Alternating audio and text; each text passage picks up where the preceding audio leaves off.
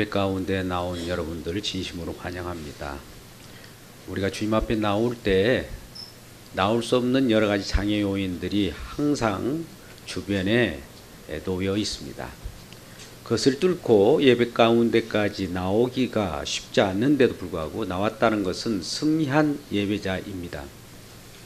많은 곳곳에 우리 주님을 믿고 따르는 그것을 시기하여 셈을 내는 세력이 있지요. 바로 사단입니다. 우리가 생명의 구원을 받고 하나님의 영광 가운데 하나님 나라 백성 되기를 싫어하는 그러한 공중 권세 잡는 자가 우리를 유혹하고 세상 가운데로 이끌어 갑니다. 그럼에도 불구하고 우리 주님께서는 저와 여러분을 선택하셔서 하나님의 진리의 길, 의의 길, 성소 앞으로 또 예배 자리 가운데 인도하였음을 감사하기를 바랍니다.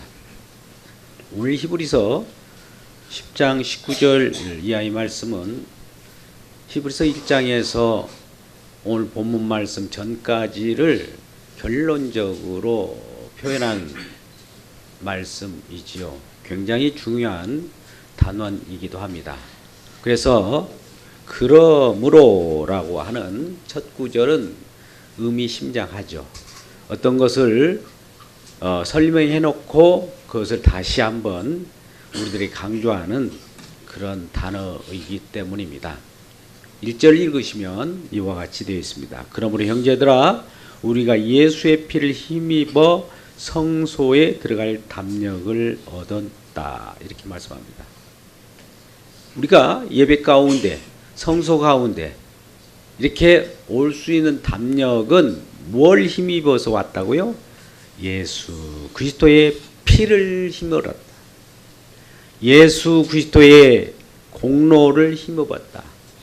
예수님의 하신 일을 힘입어서 이곳에 오신 거예요. 말씀이신 그분, 말씀이 육신되어서 이 땅에 오신 예수 그리스도가 저와 여러분과 함께 계심으로 그 주님의 공로에 의해서 이곳까지 왔다는 이 사실을 기억하시기 바랍니다. 우리는 우연처럼 여겨지는 것이 우연이 아니에요. 우연처럼 여겨지는 그것을 통하여 필연적으로 역사하신 분이 하나님이십니다. 세상 모든 생사화복을 주장하고 계신 분이 계시다는 것이죠. 만물을 창조하실 뿐만 아니라 만물을 붙들고 계시고 지금도 저와 여러분의 행동 거지를 다 조종하고 컨트롤하고 인도하신 분이 계시다는 것이죠. 그분은 전능하신 하나님이시요 약속에 신실하신 미쁘신 하나님, 꼭 어떤 것을 성취하고야 마는 그런 하나님이 계시기에 우리에게 구원한 백성들로서 하나님께 영광 가운데 나올 수 있도록 우리에게 확신을 주시고 담력을 주시고 담대하게 예배 가운데 나올 수 있는 그 여지를 만들어 주신 분입니다. 그래서 오늘 말씀 가운데 성소에 들어갈 담력을 얻었다라고 하는 것은 거룩한 하나님과의 교제가 시작되었다는 겁니다. 하나님은 거룩하신 분이요. 우리들은 죄인이지요. 사람은 두 종류의 사람이 있습니다. 의인이 있고 죄인이 있습니다. 본래 우리가 범죄하기 전에 사람은 의인이었습니다. 하나님의 형상대로 창조된 그대로 살아가고 있었는데 그 하나님의 형상을 쫓아 살아가는 자는 하나님의 말씀에 순종할 수도 있었고 또 순종하지 않을 수도 있습니다. 그런데 이러한 의지를 가지고 살아가는 의인에게 유혹의 세력이 와서 범죄를 하게 만듭니다. 그건 선악과를 따먹는 그런 일이 벌어지게 되죠. 선악과가 우리 가운데 스며든 이상 우리는 죄인일 수밖에 없고 죄인들로 살아갑니다. 그래서 하나님과의 단절이 되어버렸어요. 주님과 결합 속에, 주님과 사랑 관계 속에 영원히 살아갈 의인이었는데 어느 순간 그런 범죄한 저와 여러분은 이제 하나님과 단절되어서 하나님을 만날 수도 없고 하나님과 함께 거하는 곳에만 생명이 있는데 생명마저도 단절되어 버리게 되는 것이죠. 이는 우리 조상 아담으로 인하여 우리 모든 인류가 같은 공동으로 범죄하게 되는 그런 지경에 이르렀던 것이죠. 그래서 하나님께서는 우리를 이러한 처지를 바라보시고 긍휼에 풍성하신 그분께서 어떠한 길을 제시하셨으니 바로 하나님을 만날 수 있는 길을 구약 시절부터 여러 가지 죄가 있으면 하나님을 만날 수 없으니 죄를 멀리하고 죄를 사하여야 하나님께 나아갈 수 있었던 것입니다. 그래서 히브리서 9장 22절에는 피 흘림이 없은즉 사함이 없다라고 하죠. 우리는 하나님께 나아갈 때는 거룩하신 하나님의 존재 앞에 나갈 때는 우리가 죄인의 입장에서 나갈 수 없어요. 거룩하신 그분 앞에 우리가 나가면 우리는 즉사하고 맙니다. 그래서 이러한 하나님께 나갈 수 없는 처지에 있는 우리들에게 나아갈 수 있는 여지를 만들어 놨으니 짐승을 잡아서 피를 뿌리고 그 피를 뿌린 흔적한 그것을 통하여만 주님을 만날 수 있었던 겁니다. 이게 바로 구약의 제사입니다. 짐승을 잡아서 피 비린내 나는 그 엄청난 성소, 뜰, 성전 이런 신앙을 통해서 하나님을 만날 수 있었던 것이죠. 성막 가운데 거하는 불기둥, 구름기둥 가운데 거하시는 여호와의 영광은 너무 찬란하고 화려해요. 아무나 들어갈 수가 없어요. 그래서 성소에 들어가는 자들은 항상 핏뿌림을 통해서 자기의 정결함을 갖고 또 우리의 죄를 대속할 아사셀이라고 하는 염소를 잡아서 그에게 안수하고 그를 광야로 보내버립니다. 그러면 그가 광야 어디론가 사라져버려요. 우리의 죄악이 사라지듯이 아사셀이라고 하는 염소를 묶어다가 다시 풀어주면서 그가 우리 죄를 담당하게 만들어 나갔던 것입니다. 이러한 제사를 통해서 우리가 하나님을 만나고 또 그것도 아무나 하나님 앞에 나갈 수 없어서 1년에 한 번씩 큰 대제사장, 제사장으로 하여금 한 번씩 속죄일 7월 10일 날 우리의 죄를 대신 짊어지고 대제사장이 짐승을 잡아 피를 뿌린 다음에 성소에서 지성소까지 들어가게 됩니다. 지성소에는 어마어마한 그러한 거룩한 곳이에요. 그 앞에는 속죄소가 있습니다. 그 위에 구름이 날개를 가지고 같이 연하여 있습니다. 그 위에 피가 흥건히 적셔진 그 위에서 여호와의 하나님께서 좌정하고 계시고 우리의 모든 허물과 죄를 그 피를로 덮음으로 말미암아 하나님을 만나게 됩니다. 대제사장도 혹시 자기 죄가 정결치 못하여 혹시나 흠결이 있게 그 하나님의 지성소 앞에 들어가게 되면 죽게 되므로 그에게도 발에 새끼를 끈을 엮어서 혹시나 즉사했는지를 알아보기 위해 밖에서 끌어냈던 겁니다. 거룩하지 못한 모든 자는 하나님 앞에 어미하신 놀라운 거룩 앞에 죽을 수밖에 없고 무시무시한 하나님의 앞에 설 수 없는 그러한 자들이었던 것이죠. 저와 여러분은 바로 하나님 앞에 그러한 자들입니다. 그럼에도 불구하고 우리들에게 그러한 여지를 만들어 주심으로 하나님의 긍휼과 자비를 우리에게 표현하고 싶었던 겁니다. 근데 이러한 제사들은 계속 반복해도 그때뿐이에요, 효과가. 그래서 날마다 매일 자주 제사를 드려야 했던 것입니다. 오늘 본문의 말씀에 앞서서 10장 11절은 이렇게 표현하고 있습니다. 제사장마다 매일 서서 섬기며 자주 같은 제사를 드리되 이 제사는 언제나 죄를 없게 하지 못하거니와. 그때그때만 임시적으로 죄를 사할 뿐 영원하게 죄를 사할 수는 없다는 것이죠. 그런데 10장 12절에 오직 그리스도는 죄를 위하여 한 영원한 제사를 드리시고 하나님 우편에 앉으셨다. 그 양, 염소,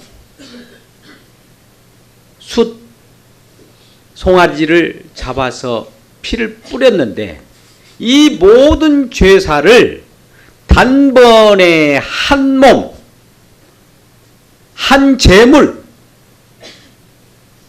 그를 예비하시고 그를 통하여 드림으로 영원한 제사가 이루어지게 됩니다. 그리하여 히브리서 10장 10절에는 이와 같이 말씀합니다. 이 뜻을 따라 예수 그리스도의 몸을 단번에 들이심으로 말미암아 우리가 거룩함을 얻었노라. 여러분, 얻었노라. 이게 과거의 회개입니다. 한쪽에서는 우리의 죄악과 허물을 위하여 제물이 되어서 단번에 하나님께 드림과 동시에 우리는 거룩함을 얻어버린 겁니다. 할렐루야! 이런 놀라운 은혜가 하나님께서 제시하시는 긍휼의 법칙입니다. 그래서 우리는 이러한 주님의 역사를 오늘 히브리서에서 계속 보고 있습니다. 오늘 본문에 앞서서 10장 5절에서도 이와 같이 말씀합니다. 그러므로 주께서 세상에 임하실 때 이르시되 하나님이 제사와 예물을 원하지 아니하시고 오직 나를 위하여 한 몸을 예비하셨도다.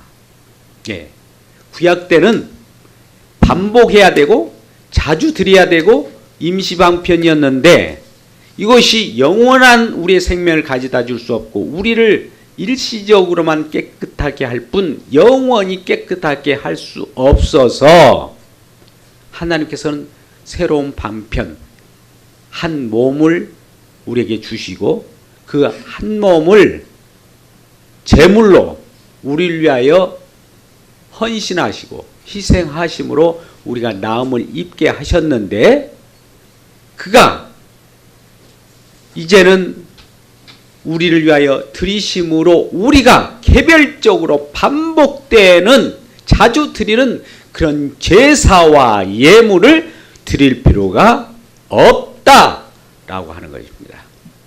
그래서 우리 주님께서는 이제는 우리에게 제사와 예물을 즐겨하지 않고 원하지도 않습니다.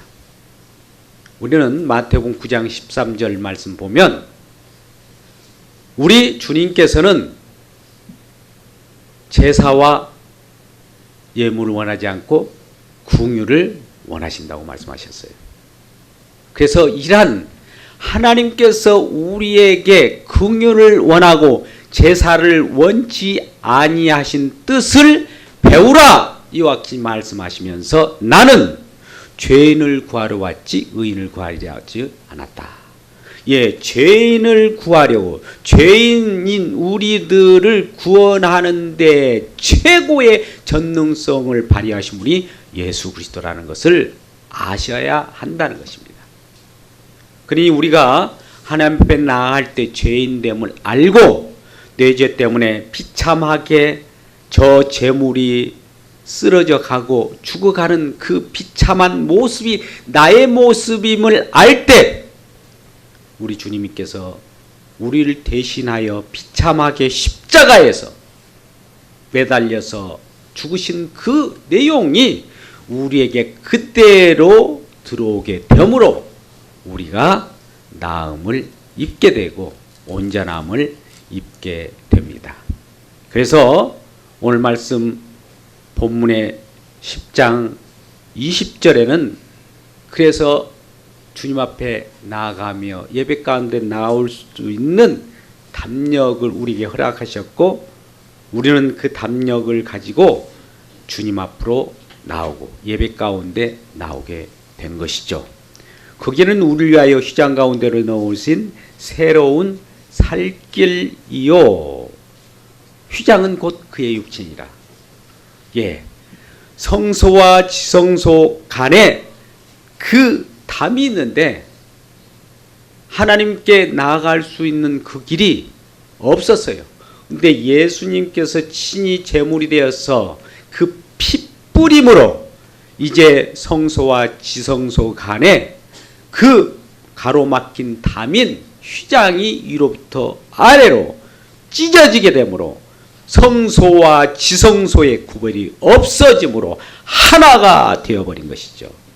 그래서 우리가 성소, 지성소까지 드나들 수 있는 새로운 살길이 우리에게 들어오게 된 것이죠. 그 휘장이 찢어졌다는 것은 예수 그리스도의 그 몸이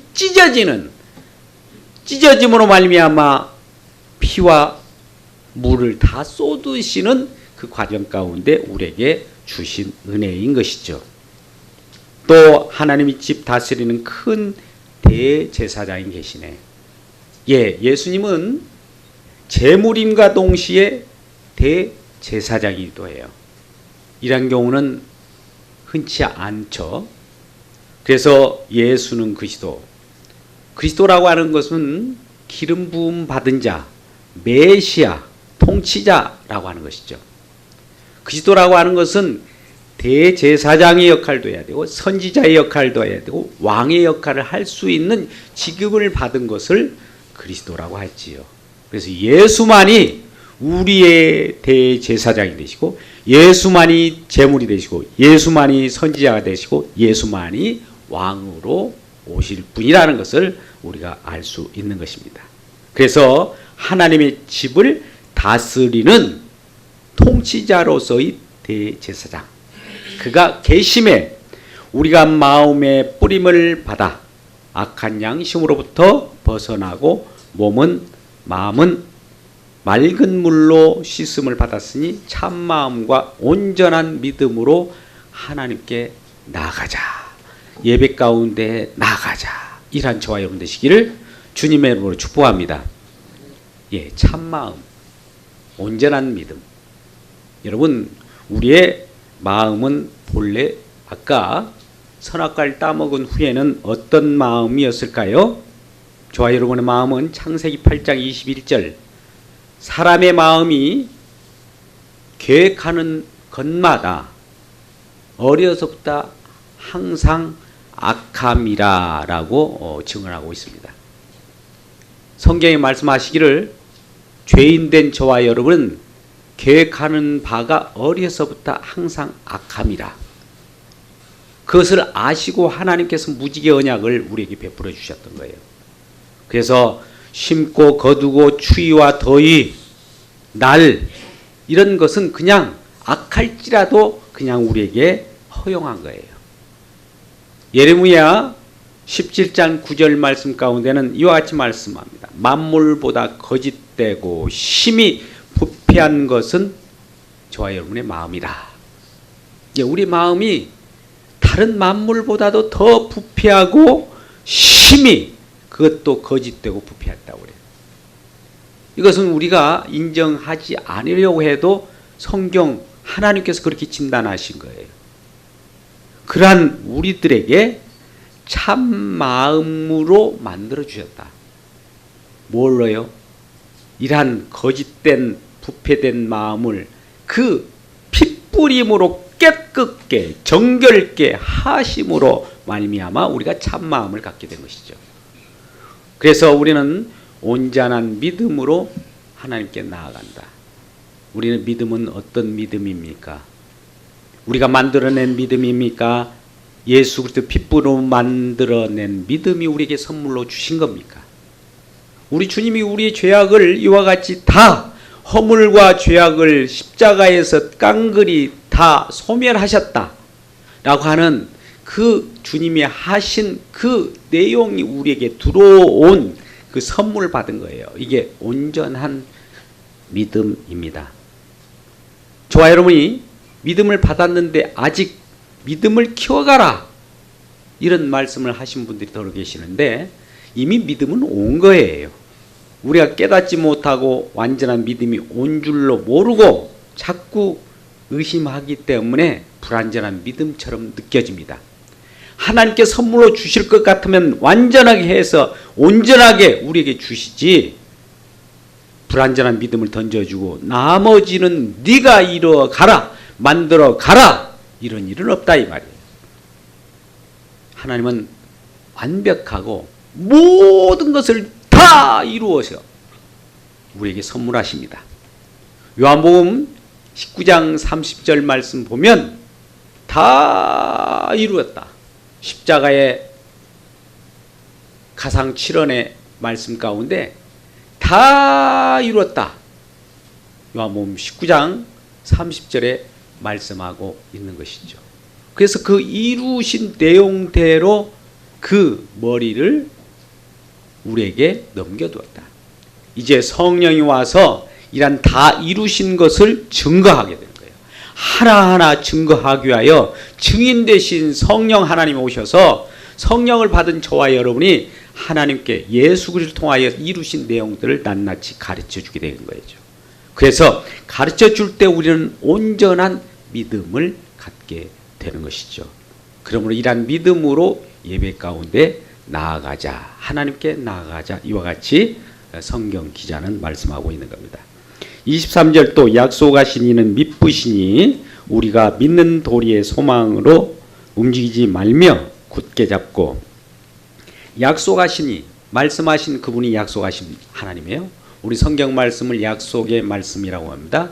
말하면 꼭 지키는 그 약속 말입니다. 그래서 언약이라고 해요. 언약 약속하신 이는 미쁘시다. 믿음직스럽다. 말 그대로 신뢰성이 있다라는 거죠. 하나님이시니까 우리가 그의 믿는 도리의 소망을 움직이지 말며 소망이 있으면 소망을 우리가 바라보고 나가지 않습니까? 로마서 8장 24절에는 소망으로 우리가 구원을 얻었음에 보이지 않는 소망이 진정한 소망이요 보이는 것을 누가 바라리요 이런 말씀이에요. 자 보십시오.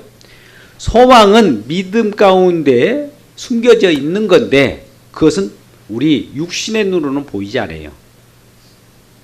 믿음의 눈으로는 보여요. 육신의 눈으로 보이지 않는 거기 때문에 그 보이지 않는 것을 소망한다라고 하는 것이죠. 그 소망은 에베소서 2장 12절에서 13절에 이와 같이 말씀합니다. 이 에베소 2장 12절 13절은 같이 읽겠습니다. 시작.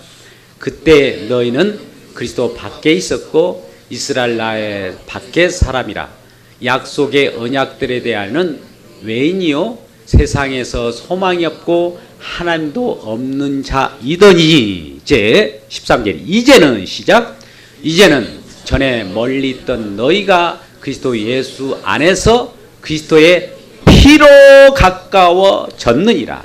할렐루야. 우리는 형제 간에 이웃 간에 부모 간에 갈등이 있잖아요. 뭘로 가까워지신 줄 아십니까? 서로 위로함으로 가까워집니까? 물론 일시적일 수 있어요. 예수 그리스도의 피로 가까워집니다. 믿음으로 가까워져요. 그러니까 모든 분란, 세상 속에서 일어나는 모든 문제는 예수를 믿고 예수의 피를 의지함으로 다 해결할 수 있는 거예요. 근데 우리는 이런 예수 그리스도의 피를 의지하지 않고 다른 곳에서 해답을 찾아요. 예수 그리스도를 믿음 안에서 찾지 않고 어떤 특이한 지식으로 찾으려고 해요. 아닙니다. 오직 해답은 십자가입니다. 십자가를 몰고 오신 예수 그리스도가 해답이에요. 문제 가운데 거하시는 분들이 계시다면 주님을 바라보고 주님의 십자가에 매달려 피를 흘려주신 주님을 소망할 때 하나님께서 약속하신 모든 것들이 실현되는 놀라운 일들이 저와 여러분에게 임할 줄 믿습니다. 이러한 소망을 우리는 붙잡고 흔들리지 말며 오늘날 신앙을 갖는 자 중에도 어려움이 오고 고난이 오고 환난이 오면 흔들려요. 오늘 히브리서 저자는 아마 수신자가 이러한 하나님을 처음에 믿으며 예수 그리스도를 영접하고 믿는 자 중에 흔들리는 자들에게 이 편지를 쓰는 걸로 보여집니다. 사실 히브리서를 받아들은 독자들은 정말 환난이 오면 예수를 믿다가도 뭐 예수 믿는 것이 중요한 것이 아니야. 환난을 모면하는 것이 중요하지 라고 해서 자기 나름대로의 해답을 찾으려고 해요. 그런데 여러분 속지 마십시오. 해답 없습니다. 그건 사단이 유혹하는 거예요. 해답은 예수 그리스도의 십자가, 예수 그리스도의 피 뿐입니다. 그래서 오직 소망이 그곳에 있음을 알고 굳건히 그것을 붙들고 흔들리지 말기를 바랍니다. 이러한 자들로서 이제 서로 돌아보아 사랑과 선행을 격려하며 우리는 이러한 믿음을 갖고 마음이 새롭게 되고 참마음을 갖고 온전한 믿음을 갖는 자로서 하나님께 예배하는 자가 되었습니다. 예배한 자들은 결국 예수 그리스도로 말미암아 우리가 죄 사함을 받았음을 알기 때문에 이러한 사랑을 나 혼자만 받고 있을 수가 없어요. 그래서 서로 돌아보게 됩니다. 예수님께서도 이러한 우리 주님이 주시는 그 사랑을 받은 자로서 새 계명을 우리에게 준다고 하면서 요한복음 13장 34절 35절 말씀에 이와 같이 말씀은 새 계명을 너희에게 주느니 서로 사랑하라. 내가 너희를 사랑한 것 같이 서로 사랑하라. 그리하면 너희가 내 제자인 줄 모든 사람들이 알리라. 우리 예수 그리스도를 따르고 예수님의 제자가 된 자들은 서로 사랑하는 모습이 나타납니다. 그래서 서로 격려해요. 주님이 주신 사랑 당신도 받았습니까? 나도 받았습니다. 이러한 사랑을 서로 나눕시다 라고 하는 거예요. 여러분, 우리가 가지고 있는 모든 것들은 소멸되어 갑니다.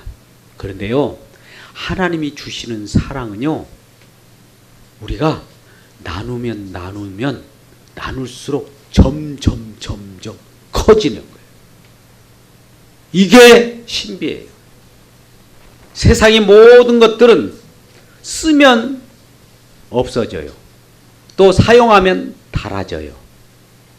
내구 연한이 있어요. 그런데 이 상아리만큼 하나님의 사랑은, 하나님이 주신 은혜는 나누면 나눌수록 그 거대 더 배가해서 10배, 1000배, 10,000배, 수억 배로 증폭하는 은혜가 있다는 이 사실, 이것을 기억하시는 저와 여러분 되시기를 바랍니다. 그래서 사도 바울은 에베소서 2장 19절이나 3장 19절에서 이와 같이 말씀하셨어요. 성도들 위하여 하나님 아버지께 기도할 때 너희가 하나님의 사랑의 높이와 깊이와 넓이가 얼마나 큰가를 깨닫기를 원한다. 이렇게 말씀하고 있는 거예요. 얼마나 그 사랑이 크기 때문에 이 사랑을 나 혼자만 알 수가 없어. 나 혼자만 가지고 있을 수가 없으니 좀 같이 알기를 원한다 이거예요. 나눌수록 커지는 것이 사랑입니다. 그래서 서로 사랑하라 라고 하는 말씀으로 오늘 저와 여러분이 들려주는 것입니다. 이런 사랑을 갖는 자들은 서로 돌아보게 돼요. 주변에 성도들이 어떤 어려움을 겪고 있는지, 또 공경에 처해 있는지, 환난 가운데 있는지, 또 병환 중에 있는지를 알게 됩니다. 그래서 서로 그를 위하여 기도해요.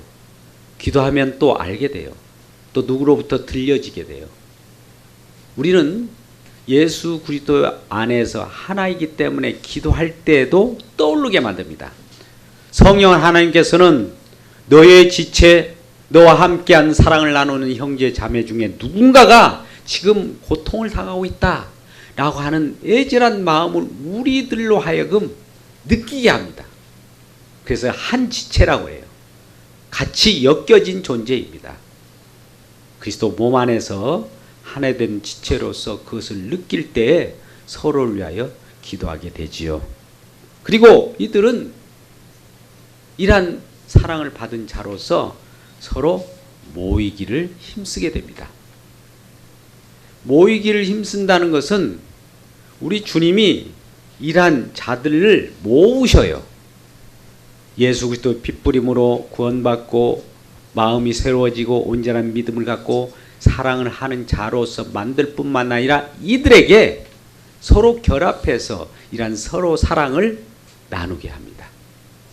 사도행전 2장 46절 말씀 가운데도 우리 주님께서는 성령을 보내셔서 유무상통의 역사를 일으키며 또 모이기를 힘쓰고 날마다 기도하게 하고 가정을 돌아보게 하고 이러한 일을 벌어지게 만드는 것이죠.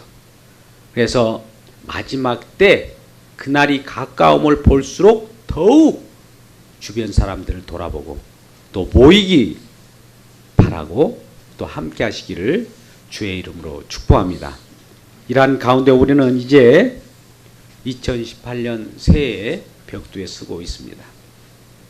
우리가 과연 예수 그리스도의 피로 모인 이 현장, 이게 바로 교회입니다. 교회는 단지 하나님께 소원을 빌고 내 성공을 위하여 하나님 내 일을 해주세요, 나를 복되게 해주세요 하는 그런 장소가 아니고 우리를 영원한 생명을 주시기 위하여 우리 죄 때문에 우리가 사망으로 떨어져가는 우리들을 안타깝게 여기시는 우리 주님 오셔서 두 팔 벌려 내 품 안으로 오라, 같이 결속하라, 내 안으로 들어오라, 나를 예배하라 라고 하는 예배 공동체를 만들기를 원하셨고, 믿음 공동체를 만드시기를 원하셨고, 사랑 공동체를 만드시기를 원하셨던 겁니다. 그뿐만 아니라 서로 섬기기를 원하는 섬김 공동체를 만드시기 원하셔서 이러한 모든 일을 실질적으로 해내고 이러한 여건을 만들어 주신 분은 예수 그리스도의 핏부림으로 일어났다는 것이죠. 그리고 피로 모이는 현장이 지금 이와 같이 현장이 되어 있는 교회인 것이죠. 여러분, 교회를 여러분도 어떻게 보셨나요? 큰 건물이 있고 웅장한 어떤 그러한 뾰족한 십자가 탑을 바라보면서 교회라고 여기셨나요? 그것은 교회가 아닙니다. 교회는 예수 그리스도의 핏부림으로 구원받은 백성들의 모임, 이 모임을 통하여 우리는 하나님께 구원을 받고 예수님께서 내 죄사함을 은혜를 허락하셨다라고 하는 고백하는 고백의 장소이자 그분을 높이는 예배의 장소입니다. 이러한 놀라운 주님의 피로 모이는 저와 여러분 되시기를 주님의 이름으로 축복합니다.